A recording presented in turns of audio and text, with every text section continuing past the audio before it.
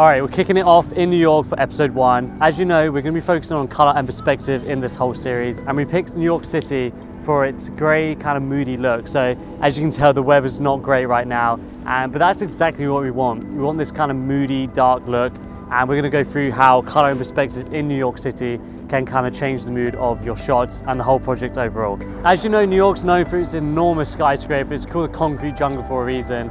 And first, we're going to be focused on perspective. So we're going to be taking a 1DX with a 1635 on a gimbal, and we're going to be doing low angle shots, so sweeping up towards the skyscrapers. And also we're going to be incorporating a subject.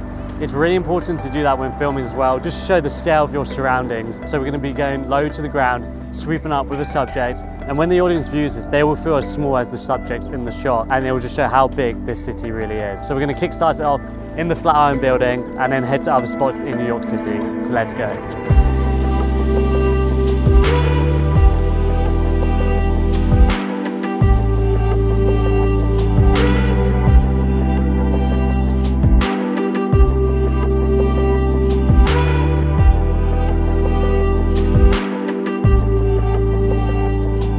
Alright, so we just made it to one of my favourite spots of the whole city skyline of New York, and we made it down to Brooklyn to get a view of the Brooklyn Bridge, and it's time for sunset. So we're going to get a time-lapse rolling with the 1635 on the Canon, just get a wide shot of the whole city with the Brooklyn Bridge in, and I'm going to go through the settings I'm going to be using, and I'm going to go over why we can utilise stock to get kind of different angles and not just one shot when you come to get a time-lapse, as we only have one camera. So let's get into the settings. We're using the GH5 in AV mode. The reason why we're using AV mode is, as you can see, it's going to be going from day to night, and we're just going to let the shutter do the work.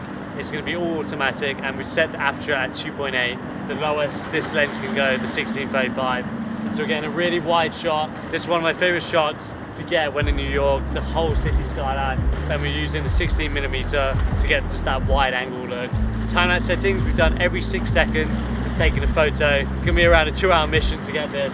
But like I said, the seamless day to night time-lapse is completely worth it. Alright, so we're going to be utilising stock as well. As I've only got one camera, I'm focusing on the 16mm just to get that wide open landscape shot of the day to night transition. And then on stock, I'm going to be finding similar assets of someone who's maybe used a 70-200 just to get the Brooklyn Bridge, or a 200mm to get the World Trade Center. And we're finding them on stock, combining all of them together, and it will just make a really nice cut when it comes to the time-lapse. Going from the wide angle to then the tight angle of the Brooklyn Bridge, seeing the fast-paced cars kind of going to that day-to-night transition really exaggerates the speed of the city. So don't worry if you've got just one camera, find similar assets in stock and combine them all together.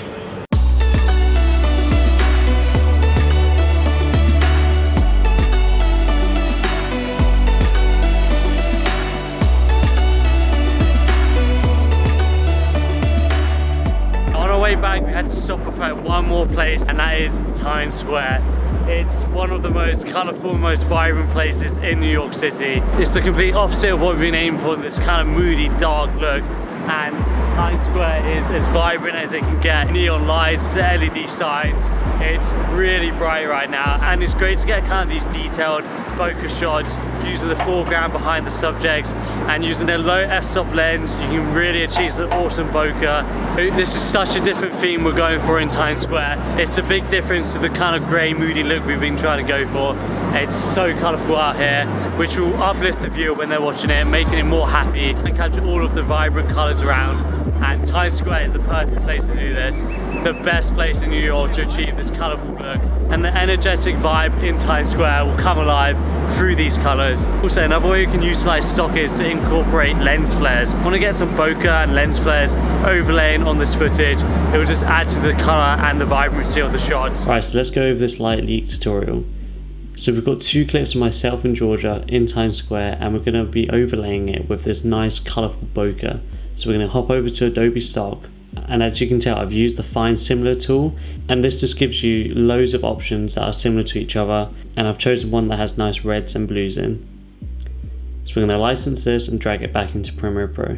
We're going to drag the clip over these 2 shots and head over to the blending modes. I always use lighten or screen. It blends in really nicely and eliminates the black background. We're going to reduce the opacity slightly on the right hand side just because of how vivid these colours are, but we don't want to make it too faded as we do want this vibrant colour. And that is it. Such a simple tutorial to increase the vibrancy of your shots, and it keeps the shot interesting. A place like Times Square is filled up with light, so adding this light bokeh effect really enhances the shots.